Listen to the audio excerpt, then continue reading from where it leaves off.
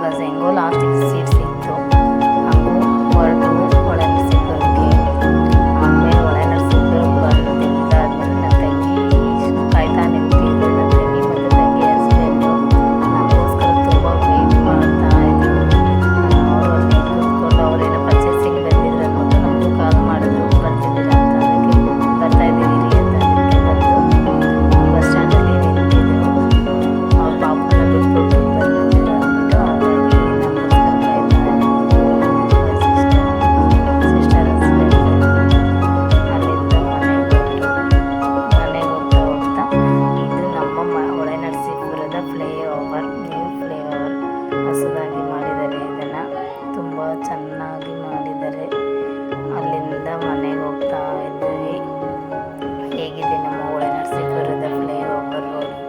ತುಂಬ ಚೆನ್ನಾಗಿದೆ. ಅಲ್ಲಿಂದ ಮನೆಗೆ ಬರ್ತಿದ್ದಂಗೆ ಮಟನ್ ಸಾಂಬಾರು ಹೇಗಿದೆ ನೋಡು ಅಂತ ಕೊಟ್ಟಿದ್ರು. ನೋಡ್ತಾ ಇದ್ದೆ. ಇನ್ನು ಬೇಯಬೇಕು ಅಂತ ಹೇಳಿದೆ.